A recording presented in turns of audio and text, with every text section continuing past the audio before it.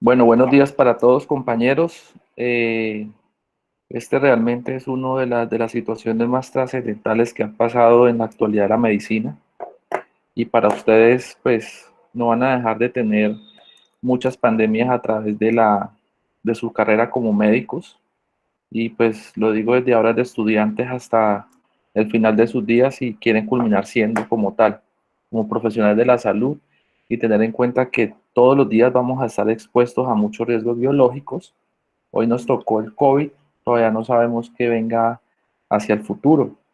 Por eso es importante que nosotros desde hoy adquiramos la experiencia de cómo enfrentar este tipo de situaciones, manejar el pánico, sobre todo el pánico social que se está presentando, y más aún, no solamente con los pacientes, sino con nosotros los médicos en la actualidad, y lastimosamente, pues, por algunas personas que no entienden qué es lo que pasa, terminan como teniendo cierto tipo de rechazo que obviamente desde todos los puntos de vista, pues no se concibe eso. Entonces, el papel de nosotros es trascendental, fundamental, y no solamente el de los médicos, sino el de todos los profesionales de la salud. Bienvenidos. Vamos a empezar esta charla de radiología de tórax de COVID-19 para no radiólogos. En Lancet, en enero, ellos hacen una publicación sobre uno de los primeros casos que empezaron a documentar, específicamente un paciente de 55 años de edad que ingresa por un cuadro de distrés respiratorio a una institución eh, de la europea. Perdón un momento.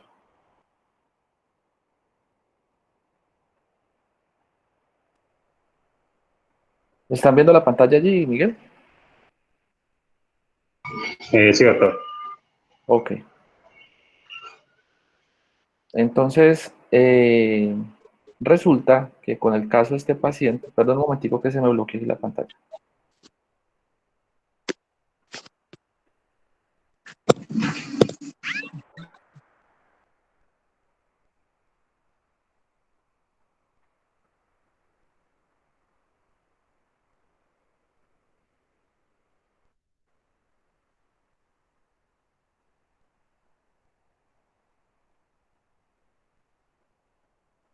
¿Están viendo la pantalla allí? Sí.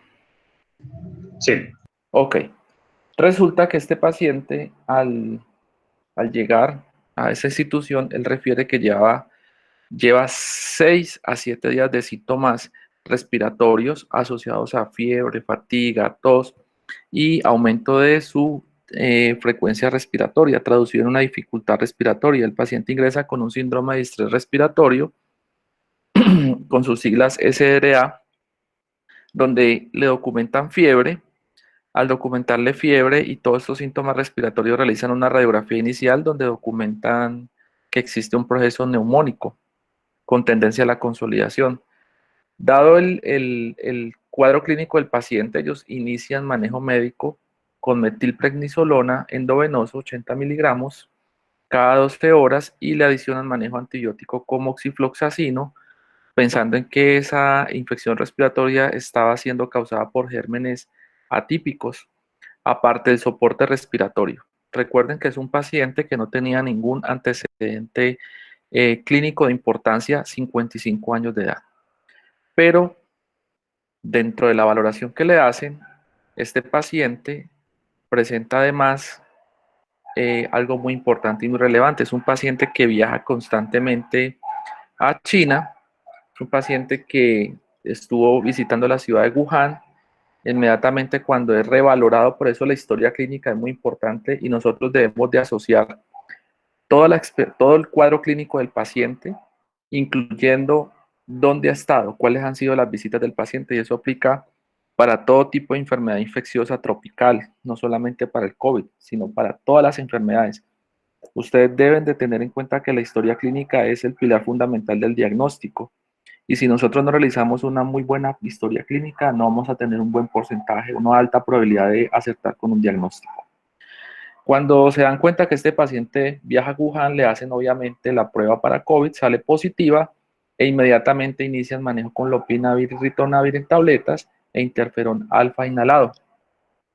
En la actualidad existen muchos estudios asociados al lopinavir, ritonavir, a la cloroquina, la hidroxicloroquina y a otro tipo de medicamentos combinados inclusive con acitromicina. Sin embargo, hay más o menos 150 a 160 estudios en la actualidad observacionales que van apenas en fase 2, donde no se ha podido determinar cuál va a ser definitivamente el protocolo de manejo de estos pacientes.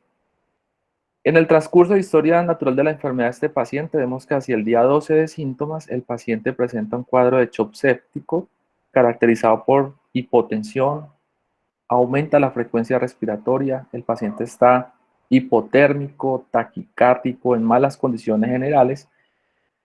Le realizan estudios de cultivos, documentan que tiene una sobreinfección bacteriana, intrahospitalaria o germen intrahospitalario, y adicionan manejo con meropenem. Meropenem es un antibiótico carbapenémico de amplio espectro. Resulta que al adicional el meropenem, este paciente pues maneja su cuadro de sepsis. Sin embargo, hacia el día 14 el paciente fallece. Durante todo el transcurso de su instancia hospitalaria le realizan radiografías por el deterioro clínico que presenta, además de unos paraclínicos. Y se realiza biopsia postmortem. Dentro de los paraclínicos iniciales, llama mucho la atención de que el paciente ingresa con leucopenia, con linfopenia y trombocitopenia.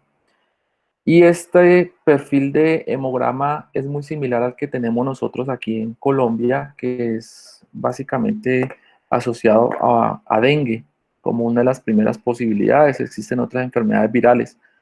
Si un paciente llega con fiebre, astenia, anemia, osteomialgias y realizamos un hemograma y presenta leucopenia, trombocitopenia, linfopenia en menor probabilidad, podemos estar pensando en un dengue. Sin embargo, el dengue no se acompaña de síntomas respiratorios, a no ser de que ya se trate de un dengue complicado.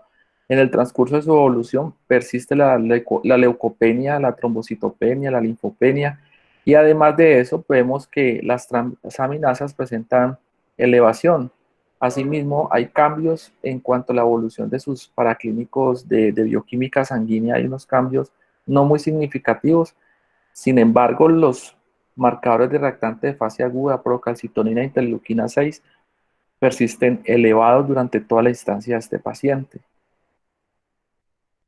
Esta es la primera radiografía que le realizan. Es una radiografía, pues, es tomada del artículo, realmente no es muy buena calidad la imagen. Sin embargo, podemos ver que a nivel de la radiografía de tórax son placas realizadas con equipos portátiles, o sea que se toman en la cama del paciente, no se llevan a la sala de radiología convencional. Sin embargo, vemos que hay un patrón bastante difuso a nivel de lo que es el parénquima del pulmón, y vemos un área consolidativa en la base del pulmón del lado derecho. El mediastino se ve ensanchado porque el paciente está acostado, o sea que no es valorable, y vemos una acentuación de lo que es la trama broncovascular. Esa acentuación básicamente significa que existe sobrecarga hídrica, el paciente está con falla cardíaca inclusive. Entonces, por eso es importante que nosotros establezcamos todos los parámetros todos los parámetros hemodinámicos del paciente.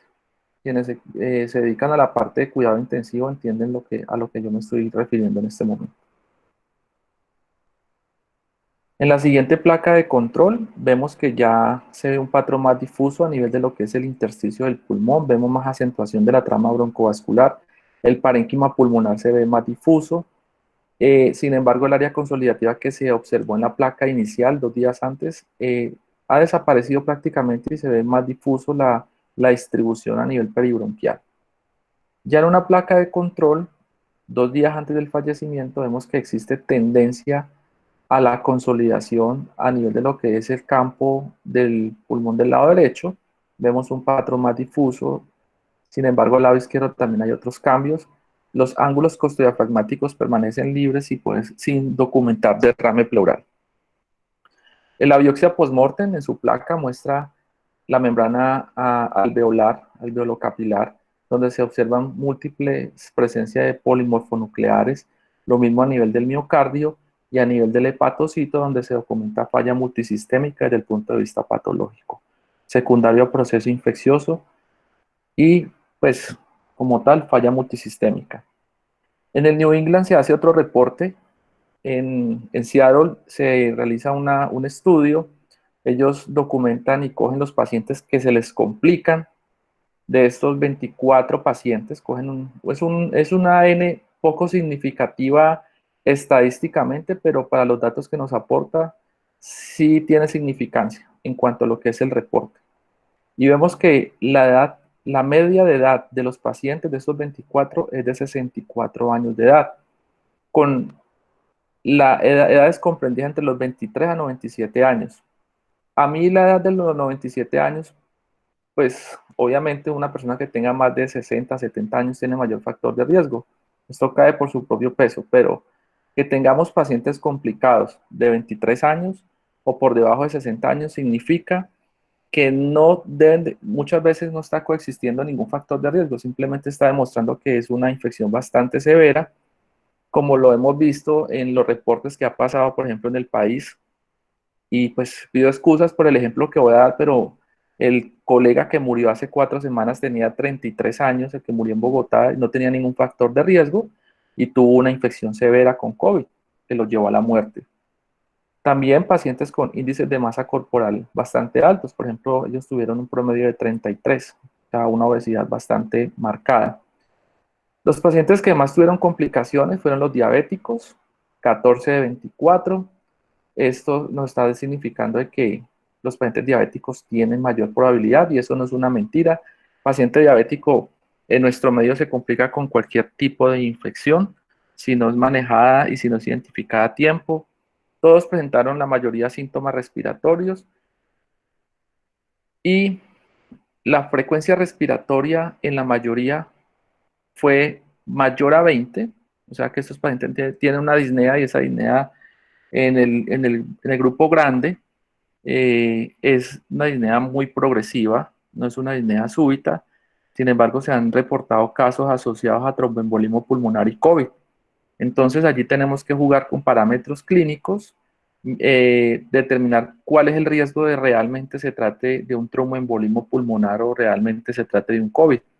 Si ustedes recuerdan, hay unos criterios clínicos que llaman los criterios de Wells, que nos clasifican en alto, moderado y bajo, de acuerdo a unos parámetros clínicos y paraclínicos. Y desde el punto de vista imagenológico, para poder descartar un tromboembolismo pulmonar, el examen de elección de la angiotomografía del pulmón. También vemos que el paciente, la mitad presentaron aumento de la frecuencia cardíaca y presentaron fiebre. Y el estudio radiológico que ellos utilizaron como apoyo para descartar o ayudarles a confirmar la complicación de infección por COVID fue la radiografía de tórax, muy por debajo de lo que realizaron de pacientes con tomografía. Esto significa que nosotros fue el 96% que le realizaron radiografías. Esto significa que nosotros tenemos que tener un entrenamiento básico en la valoración de una radiografía de tórax. Cuando vamos a valorar una radiografía de tórax, la proyección convencional que se debe realizar es la proyección póstero-anterior. Significa que el tubo de rayos X está detrás del paciente, está por detrás y incide o llega por la espalda del paciente, ¿sí? Posterior, esta es la cara posterior del paciente, lo llama póstero anterior, y la parte anterior del tórax queda sobre el buqui o chasis. Con esta posición, el paciente debe colocar sus manos aquí sobre la cintura y llevar los hombros hacia adelante para que las escápulas salgan de los campos pulmonares y podamos tener una imagen más real sobre lo que es el parénquima del pulmón. Cuando hablamos de criterios de calidad de una radiografía de tórax, estamos hablando de 4 criterios muy importantes. Uno es la colimación. Cuando yo me refiero a la colimación, debe incluirse, la colimación es que se debe incluir unas estructuras para yo poder hacer diagnóstico diferencial. Entonces tengo que tener lo que es la transición entre lo que es el cuello y la parte superior del tórax, los tejidos blandos de las regiones supraclaviculares, porque aquí pueden haber masas que desplacen la tráquea y el paciente debe tener manifestaciones respiratorias. Se debe incluir los tercios proximales de los húmeros, incluyendo obviamente tienen que aparecer los hombros y los tejidos blandos de las caras laterales de la parrilla costal, y se debe incluir, además de esto en la colimación, el tercio superior del abdomen, dado que existen patologías abdominales que pueden simular patología torácica. Por ejemplo, pacientes con un neumoperitoneo, por una ruptura a nivel de alguna víscera hueca a nivel intraabdominal, pacientes con un absceso a nivel hepático, subdiafragmático, pueden tener manifestaciones a nivel respiratorio en el tórax, por ejemplo, derrames pleurales o algún tipo de coinfección que se traslade de la cavidad abdominal hacia el tórax. Entonces existen muchas patologías que me pueden simular, patología extratorácica que me puede simular patología torácica como tal. Cuando vemos la inspiración del paciente, es fundamental la inspiración. El paciente tiene que tomar muy buen aire. Se deben de contar mínimo 8 espacios intercostales. 1, 2, 3, 4, 5, 6, 7, 8. 1, 2, 3, 4, 5, 6, 7, 8, hasta 9 espacios intercostales. Eso me habla que hay una muy buena inspiración. Lo otro, es la penetración. La penetración significa que yo tengo que identificar muy bien y diferenciar muy bien lo que es el parénquima del pulmón, de las estructuras vasculares y de las estructuras óseas.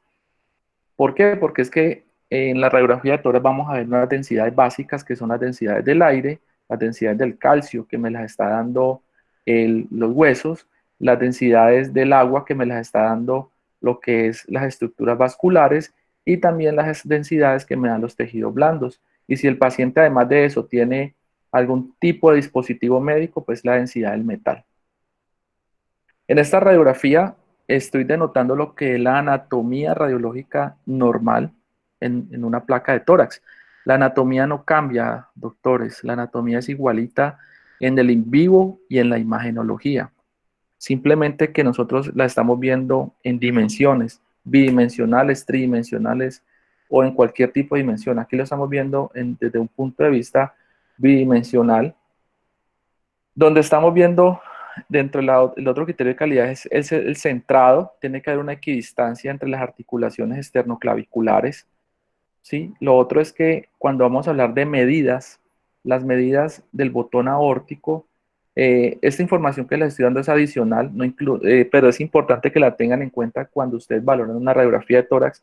El botón aórtico, que es este, que hace parte del callado aórtico cuando sale de la aurícula izquierda, este no debe medir más de 3 a 3.5 centímetros. Cuando ese tamaño es mayor, desde la línea media hacia el borde más externo del botón aórtico, se pasa de esa medida, estamos hablando que puede existir una elongación aórtica, y esta es la morfología normal de un botón aórtico. Lo otro, el mediastino, el ancho del mediastino no debe de ser mayor como se ve desde aquí, ¿sí? Hasta acá. Este ancho del mediastino se toma por encima de los vasos supraórticos o en el límite con vasos supraórticos y no debe ser mayor a 5.8 centímetros, máximo 6. Tenemos que recordar que si uno tiene un mediastino bastante ensanchado, tiene que pensar en otro tipo de patologías, ya sean las de origen vascular y muy importante las de origen tumoral, el terrible linfoma, el timoma, las patologías del tiroides, los teratomas. Lo que pasa es que esas patologías se presentan en diferentes edades. Allí es muy importante la epidemiología de determinar en qué edad es más frecuente un linfoma, un teratoma, un timoma. Entonces, eso es bien importante porque son los tumores del mediastino anterior y existen otras patologías igual que pueden afectar cualquiera de las estructuras a nivel mediastinal, los aneurismas también. Aquí estamos viendo, por ejemplo, la línea paraórtica de la aorta torácica descendente, estamos viendo lo que es la silueta cardíaca, estamos viendo botón aórtico, la ventana aortopulmonar. Por esta sale lo que son el ilio del lado izquierdo, por donde salen las arterias pulmonares, llegan las venas pulmonares, se acompaña de ganglios y de nervios. Estamos viendo también la morfología de lo que es la aurícula del lado izquierdo, el ventrículo izquierdo, la punta del corazón. Recuerde que el corazón tiene una posición oblicua y estamos viendo hacia el lado derecho lo que es la aurícula derecha. El ventrículo derecho se posiciona muy anterior y muy hacia el centro. Es por eso que en la radiografía de tórax no podemos decir que el ventrículo derecho está aumentado de tamaño. Lo que se ve es la aurícula del lado derecho. También recordarles que existen sombras. Esta sombra que está acá es la de la vena cava inferior, que ya llega a la aurícula del lado derecho, y la vena cava superior. Ambas llegan a esta aurícula. También ver la disposición de la tráquea. Ya les voy a mostrar en la siguiente diapositiva un poco más de la anatomía. También es importante y muy relevante que se valore lo que es el parénquima del pulmón. El parénquima del pulmón, y sobre todo en estas patologías de origen viral, se afecta mucho hacia las regiones periféricas del pulmón, específicamente las bases también del pulmón. Hay que revisar los ángulos costodiafragmáticos. Estos son los ángulos costodiafragmáticos anteriores. Aquí no logramos ver los posteriores. Vemos también los ángulos cardiofrénicos, ¿sí? Los cuales se pueden borrar o perder por otro tipo de patologías. Es importante que miremos la altura del hemodiafragma del lado derecho en comparación con la del lado izquierdo, y miremos que es una morfología prácticamente normal. ¿Por qué? Porque es que yo me puedo permitir de que este hemodiafragma sea más alto que el del lado izquierdo, no siendo mayor a de 2 a 2.5 centímetros. En esta imagen de radiografía de tórax igual, se están denotando unas líneas. Esas líneas son líneas mediastínicas que me dan una información adicional si existe o no un proceso ocupativo. Podemos ver la línea paratraqueal. Esta es la tráquea. Vemos la disposición del bronquio principal del lado derecho y vemos la posición del bronquio principal del lado izquierdo. Recordando que el bronquio principal del lado derecho, este es un poco más horizontal, es más corto, mide aproximadamente entre 2 a 2.5 centímetros. Este es un poco más largo. Este mide más o menos entre 4 a 5 centímetros. Sin embargo, su diámetro es menor. El del lado derecho es más grueso porque tiene más segmentaciones, o sea, tiene más bronquios lobares. Lo mismo la línea la línea paratraqueal del lado derecho es importante mirarla. Esta línea se puede engrosar en procesos neoplásicos por presencia de edema o por presencia de lesiones tumorales.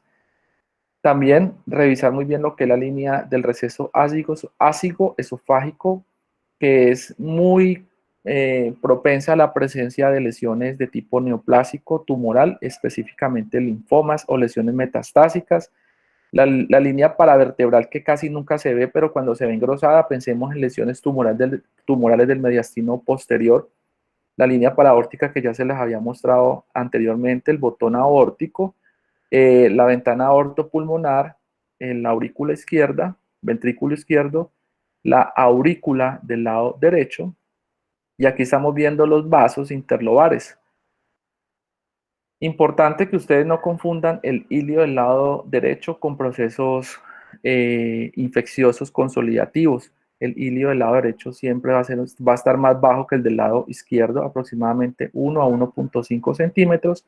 Y lo otro es que a través del ilio del lado derecho igual, salen arterias, llegan venas pulmonares y hay estructuras ganglionares y nervios. Estas son las zonas que uno muchas veces obvia o por error de interpretación o de nunca revisa muy bien, que son las regiones apicales. La región apical del lado derecho y del lado izquierdo puede ocultar muchas lesiones. Al lado derecho es muy frecuente encontrar, por ejemplo, lesiones tumorales, por ejemplo, como los adenocarcinomas de pulmón. Al lado izquierdo, tumor de Packoans. También procesos infecciosos como la tuberculosis afectan específicamente las regiones apicales. Pacientes con broncoaspiración también. Antes de seguir, se me olvida decirles algo. Cuando el paciente se intuba, ¿sí? Se le coloca el tubo orotraqueal, el tubo debe quedar de 2 a 3 centímetros por encima de la carina, para decir que radiológicamente ese tubo queda bien insertado dentro de la tráquea. Lo otro, revisar muy bien las regiones parailiares. Las regiones parailiares se pueden aumentar de tamaño específicamente por lesiones tumorales, aumento de ganglio linfático, sobre todo en procesos, infecciones granulomatosas, tuberculosis. Hay otra enfermedad que es poco frecuente, pero puede aparecer, que es la sarcoidosis. También podemos ver, tenemos que revisar lo que es la densidad de la silueta cardíaca, mirar muy bien que esa densidad es muy homogénea en general. Sin embargo, si vemos un aumento de la radiodensidad de la silueta cardíaca, podemos estar hablando que existe algún proceso consolidativo posterior o detrás de la silueta cardíaca. Lo que les había dicho ahora, miren la morfología de los hemidiafragmas.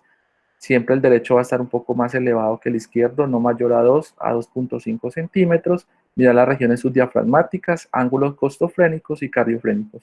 Y específicamente revise muy bien este parénquima pulmonar. Este es un parénquima pulmonar completamente sano, donde hay una adecuada diferenciación. Recuerden que el parénquima pulmonar se compone de un parénquima intersticial y un parénquima alveolar. El intersticio es puro tejido conectivo con vasos, con nervios, que lo que hace es de tejido de sostén de los alvéolos.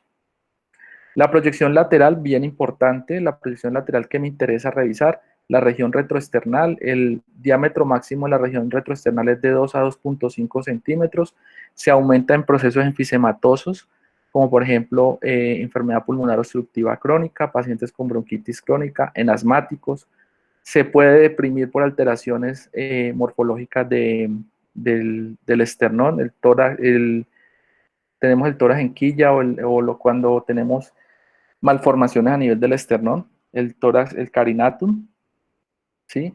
Tenemos también, tenemos que revisar la región retrocardíaca en busca de qué, en busca de procesos consolidativos y revisar muy bien los ángulos costodiafragmáticos posteriores en busca de derrame pleural. Cuando un ángulo costodiafragmático se borra por presencia de derrame, yo puedo suponer que ya existe un promedio de líquido entre 70 a 100 cc en lo que corresponde a lo que es el ángulo costodiafragmático posterior cuando se llena de líquido secundario a un derrame pleural.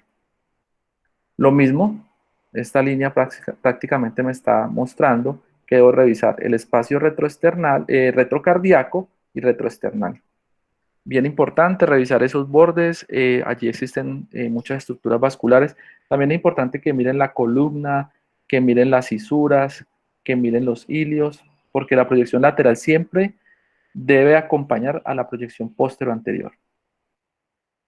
Cuando ya entramos a la revisión específica de lo que es la patología de COVID a nivel del pulmón, esta es una serie de casos que tomé de la Sociedad Italiana de Radiología, debido a que ellos son los únicos, no los únicos, son la sociedad que ha tenido mayor auge en esta pandemia respecto a la información radiológica y clínica.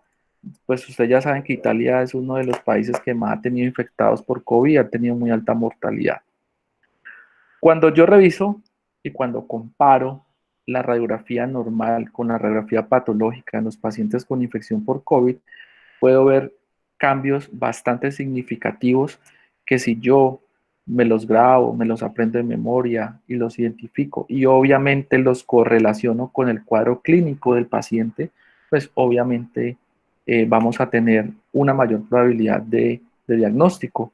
Recuerden que las pruebas en Colombia se están demorando aproximadamente entre 10 a 14 y 15 días y ya vimos que en el caso inicial que les mostré, el paciente duró específicamente 14 o 15 días, a pesar de que tuvo una prueba rápida de COVID y a pesar de que se inició un manejo médico oportuno. Oportuno no, ya lleva 6 días de síntomas. Entonces, nosotros los médicos y ustedes que van a ser los futuros médicos y profesionales de esta área, tienen que ser muy hábiles en lo que es la historia clínica y la interpretación de paraclínicos. En la radiografía de tórax, esa es la radiografía que les voy a mostrar inicialmente, vemos un parénquima sano, una silueta cardíaca normal, no vemos derrame, no vemos ningún cambio a nivel del parénquima alveolo intersticial. Cuando ya vemos una placa patológica, esa es una placa patológica de un paciente con infección por COVID. Entonces, ¿qué estamos viendo? Vemos que hay unos cambios difusos a nivel de lo que es el intersticio del pulmón. Esos cambios que se están viendo allí son bastante acentuados. Si ustedes comparan esta radiografía con esta, pueden ver de que están viendo unos cambios bastante marcados, sobre todo lo que es a nivel de la periferia de ambos pulmones. Miren que aquí hay unas áreas parcheadas bastante difusas, ¿sí? Sobre todo también aquí en la base, aquí en el lado izquierdo, y vemos todo este cambio difuso que hay a nivel de lo que es el intersticio a nivel del pulmón.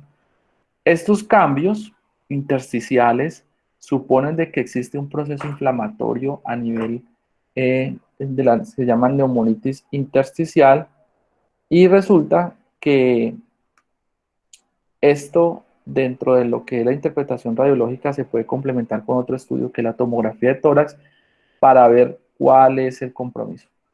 Entonces, miren, por ejemplo, aquí todas estas áreas difusas, vamos a verlo con mayor detalle. Esta tiene una proyección póstero, anterior y lateral, y analicemos la tráquea está central.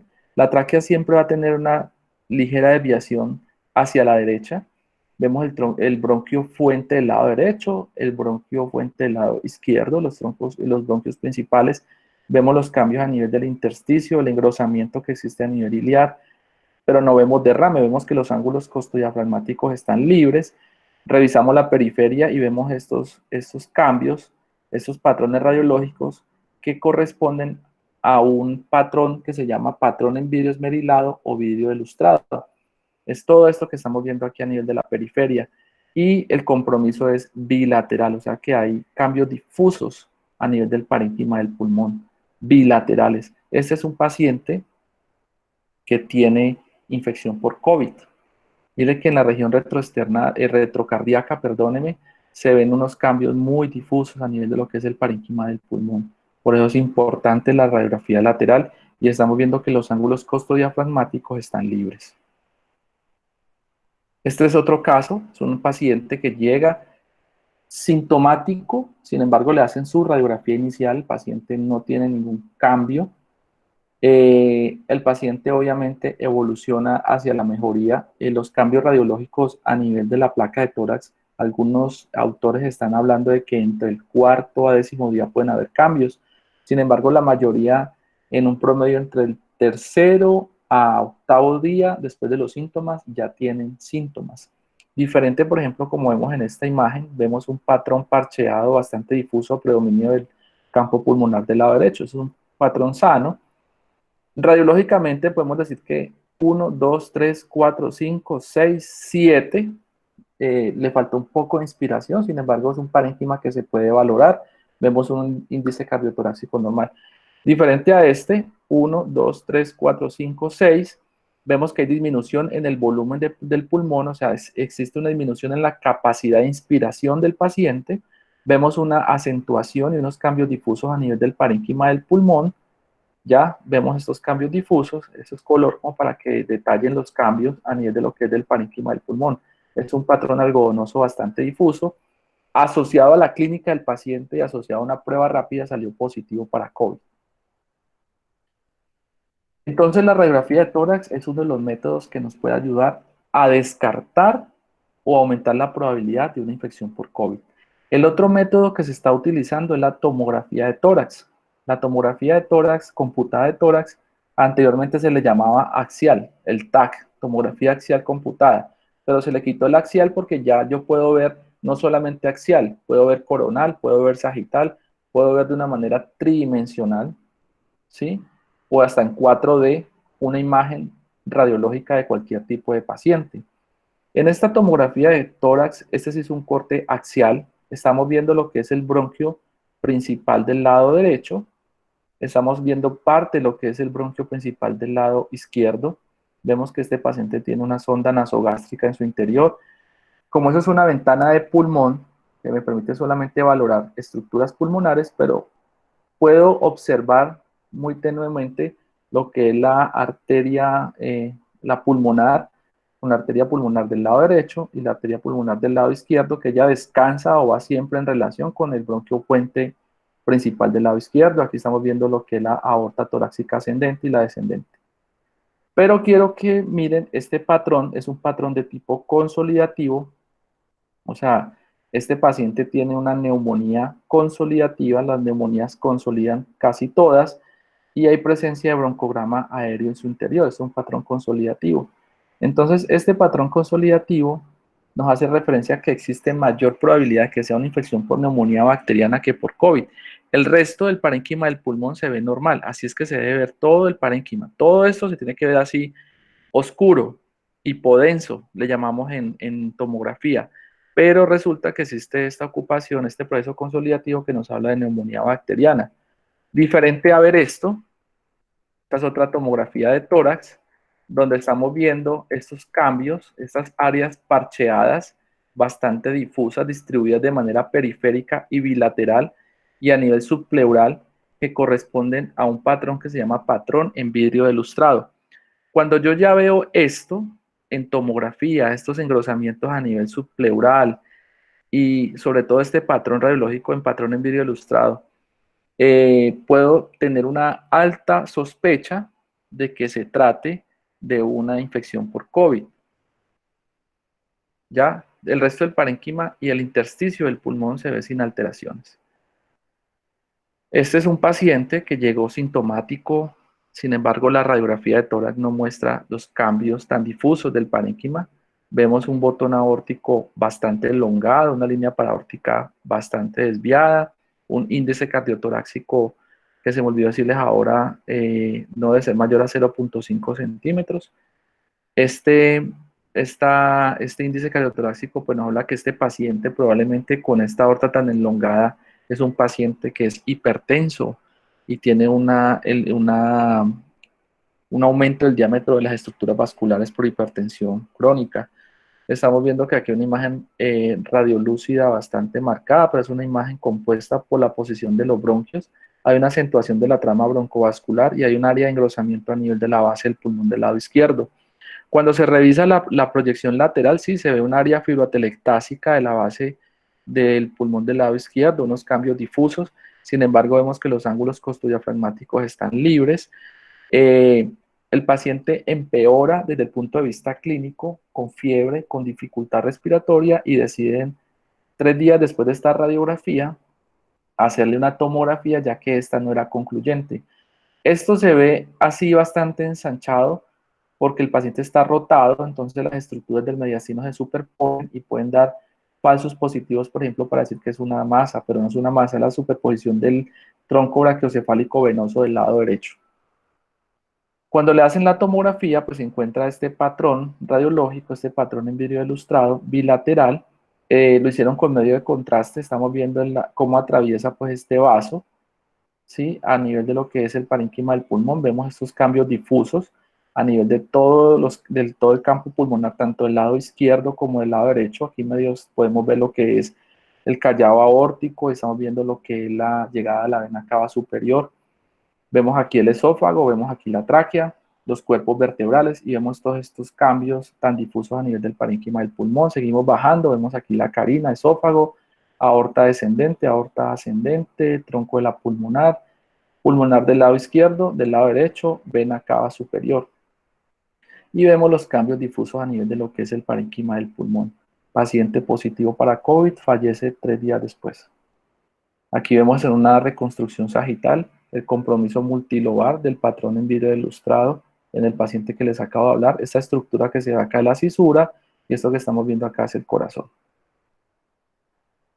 Presentaciones atípicas. Este es un paciente de 40 años que se presenta con cuadro clínico no de síntomas respiratorios. El paciente llega con dolor abdominal, con fiebre, dolor en fosa ilíaca derecha y posterior a esto presenta un cuadro gastroentérico. Existen presentaciones atípicas en la actualidad con el COVID. El paciente ya no se presenta no solamente con dificultad respiratoria, sino que puede llegar con síntomas gastrointestinales. Al paciente lo ingresan, le hacen su hemograma, ligera leucocitosis, lo exploran. Sin embargo, por la alta sospecha, por los síntomas gastrointestinales, la fiebre, le hacen una prueba de COVID, sale positivo. Posterior a eso, al paciente le hacen una radiografía de tórax, encuentran todo este patrón moteado a nivel de lo que es la base del pulmón del lado derecho. Aquí se ve bastante marcado, es una placa focalizada. Se le complementa con tomografía, dado que no era muy concluyente el hallazgo radiológico, y se ve todo este patrón en vidrio ilustrado, ¿sí? Estas áreas parcheadas de distribución periférica. Aquí estamos viendo el callado aórtico, la llegada de la vena cava superior tráquea, eso es un corte más superior. En un corte más inferior vemos los vasos supraórticos y vemos todos los cambios a nivel de lo que es el intersticio del pulmón. Este paciente fue positivo para COVID. Por ejemplo, miren esta placa, es un paciente que llega con una franca dificultad respiratoria, es un paciente en malas condiciones generales. Aquí estamos viendo, por ejemplo, lo que es la tráquea, la carina, bronquio principal del lado derecho, del lado izquierdo. Aquí estamos viendo la silueta cardíaca Mire que el volumen pulmonar está disminuido, la inspiración no fue máxima. Vemos esta elevación del hemidiafragma del lado izquierdo bastante significativa en comparación con la del lado izquierdo. Los ángulos cardiofrénicos y costofrénicos están libres, sin embargo, los cambios de opacificación a nivel del parénquima del pulmón bilaterales, asociado a que se le hizo prueba rápida para COVID y fue positiva, pues se le hizo el diagnóstico y esto nos habla de que este paciente llegó con un cuadro de síndrome de dificultad respiratoria con bastante severidad. Posterior a esto, el paciente se deteriora y miren que este paciente inclusive lo tienen que intubar. Aquí estamos viendo el tubo orotraqueal y miren lo que yo les decía ahora. Por ejemplo, si a mí me refieren y me preguntan que si este tubo está bien posicionado, yo pudiese decir que no, porque de aquí a acá hay aproximadamente 2 centímetros y tiende a ser selectivo hacia el bronquio del lado derecho. Y vemos estos cambios difusos, ¿sí? El empeoramiento de tipo radiológico a nivel de ambos campos pulmonares. Paciente, obviamente, también le colocaron sonda nasogástrica. Aquí estamos viendo la carina y mire que estamos denotando la presencia de este tubo tan selectivo, ¿sí? Paciente, por eso nosotros tenemos que ser y entrenarnos muy bien en lo que es la intubación, en el manejo de la vía aérea. Miren cómo se compromete lo que es el parénquima del pulmón. Esto, por ejemplo, cuando esos pacientes tienen muchas secreciones, tienden a hacer broncoaspiración. Suben las secreciones, vuelven y bajan y se van por este bronquio segmentario hacia el lóbulo apical y hacen atelectasia y compromiso a nivel del lóbulo superior del lado derecho. Esta es la tomografía, imagínense la severidad del cuadro. Ese es un corte, esa es una reconstrucción coronal y vemos todo este compromiso multilobar. Ya están empezando a presentar áreas consolidativas. Recuerden, está la carina, aquí está el bronquio fuente del lado derecho, del izquierdo, los vasos supraórticos, aquí se ve algo de la sonda nasogástrica, pero a nivel del parénquima pulmonar vemos estos cambios tan importantes con tendencia a la consolidación, este patrón en parcheado o en empedrado también, que nos aumenta todavía más la probabilidad de infección por COVID. Entonces, ¿cuáles son los diagnósticos diferenciales? Porque es que dentro de la situación que pasa en la actualidad, compañeros, es que no todo paciente que llega con cuadro de dificultad respiratoria va a ser COVID. Obviamente estamos en pandemia, pero por eso existe algo que se llama la clínica del paciente. Este es un caso de un paciente que llega con dificultad respiratoria, ortopnea, disnea paroxística nocturna, edema de miembros inferiores. Pues el diagnóstico más obvio es un paciente que tiene una falla cardíaca descompensada. Paciente se le ocultan estertores en ambos campos pulmonares. Estamos viendo un patrón difuso a nivel de ambos campos pulmonares. Este paciente estaba empezando a hacer un edema pulmonar. Vemos este índice cardiotorácico tan aumentado. Vemos que es un paciente que clínicamente, pues la placa misma habla, es un paciente con una disnea de origen cardiogénico, no respiratorio infeccioso. El paciente en ningún momento refirió fiebre ni nada. Entonces, muchos colegas ven un paciente que llega ya con disnea y de una le están diciendo que tiene COVID. No, tenemos que ser muy juiciosos con la historia clínica porque si no, estamos malgastando los recursos del hospital, estamos malgastando el recurso de lo que tenemos en las instituciones. Por ejemplo, este paciente llega también con dolor torácico y disnea. Sin embargo, si ustedes observan, se ven un área aquí, una lesión tumoral a nivel del ilio del lado izquierdo, que ejerce cierta compresión sobre el bronquio fuente del mismo lado, del lado izquierdo. Obviamente el paciente tiene derecho a llegar con disnea, con dolor torácico, pero si ustedes evalúan el resto del parénquima del pulmón, no hay ningún cambio radiológico que nos hable de una posible infección por COVID. Entonces, lo más importante es que ustedes revisen el parénquima del pulmón, revisen si hay o no hay opacidades, si hay cambios a nivel del patrón intersticial, si la distribución es periférica, si es central, si es difusa. Si es periférica y tiene un patrón intersticial, va aumentando la probabilidad de COVID. Si es central, no. Revisen muy bien los campos pulmonares, miren cuánto están afectados. Si están afectados, obviamente, los segmentos superiores, medios e inferiores a ambos lados. Revisen si hay o no hay derrame pleural. El derrame pleural nos baja la probabilidad de que se trate de COVID.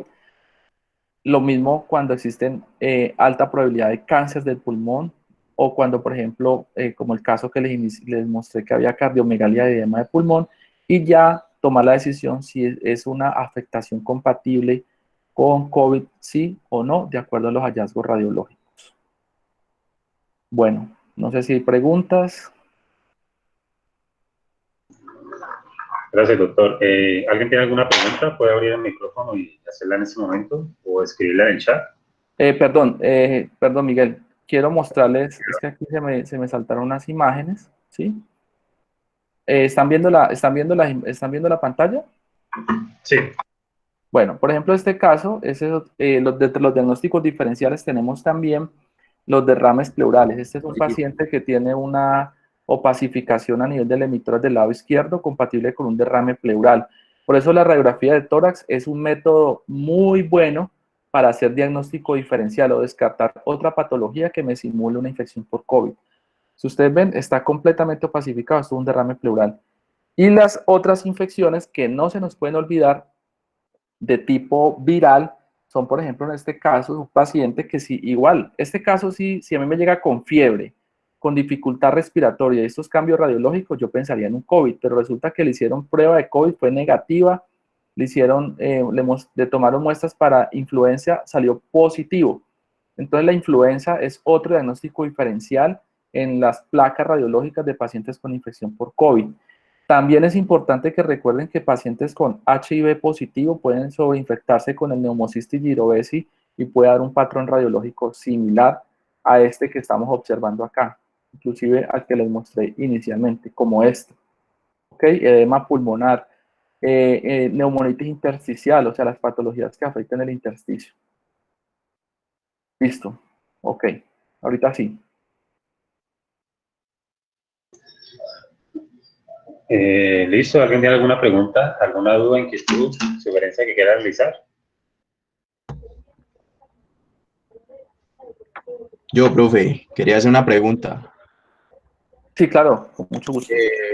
Respecto a la ecografía pulmonar, ¿qué utilidad tiene en triaje y diagnóstico temprano a pie de cama ese paciente, de los pacientes Bueno, con COVID-19?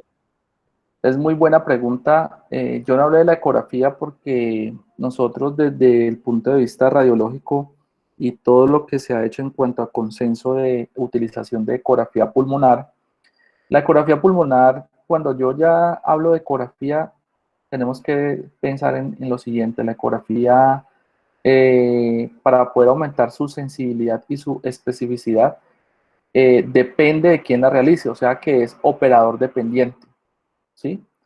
Para yo poder realizar una muy buena ecografía pulmonar, el protocolo habla de que deben de ser entre promedio entre 6 a 8 minutos para yo hacer una muy buena ecografía de pulmón.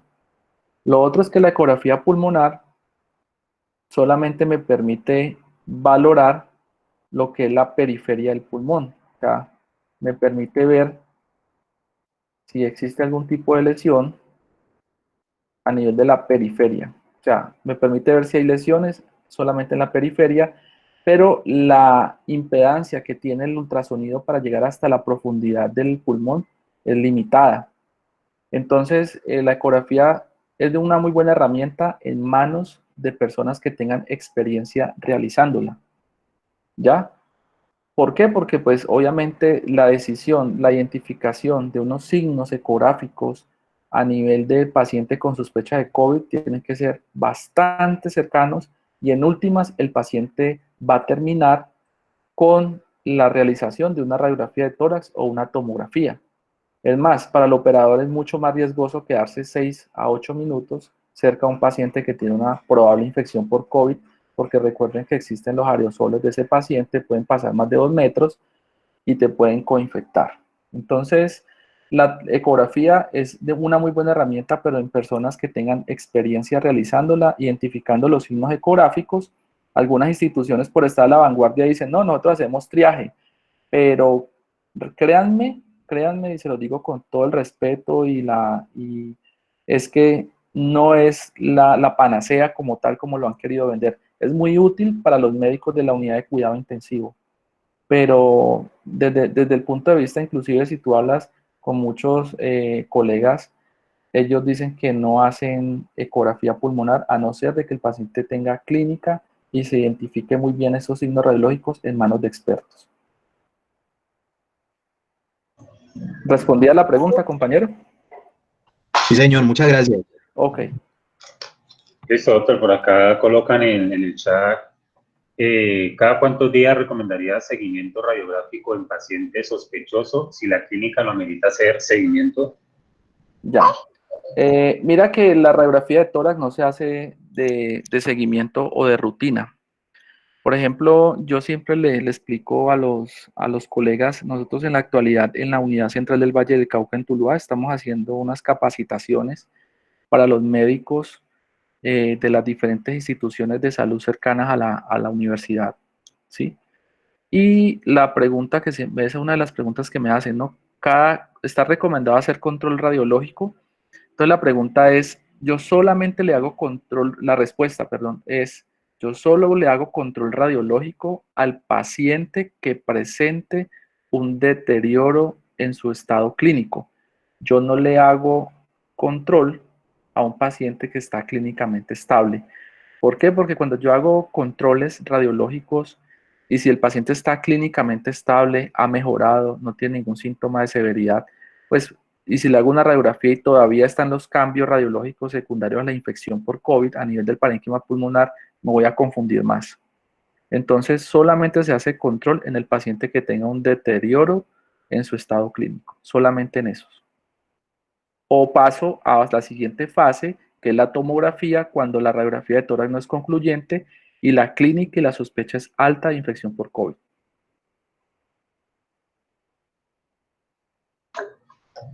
Listo, profe. Pues viendo que ya no hay más preguntas, damos por finalizada la charla. Le damos las gracias, profesor, pues, por ese espacio que nos brindó. Creo que todo nos quedó muy claro este tema. Y pues, gracias a todos por haber asistido. Bueno, gracias a ustedes y ya saben que pues tienen el apoyo mío en esta parte, en lo que necesiten o en otros temas que quieran en algún momento discutir. Estoy dispuesto pues a hacerlo. Un abrazo para todos y espero que la estén pasando bien. Listo, doctor, muchas gracias. Gracias a todos por haber asistido. Ahí les dejé el link de la asistencia para que por favor me colaboren llenándola. Solo colocan el nombre, apellido y la asociación o universidad donde pertenecen. Muchas gracias. Que tengan un feliz día a todos.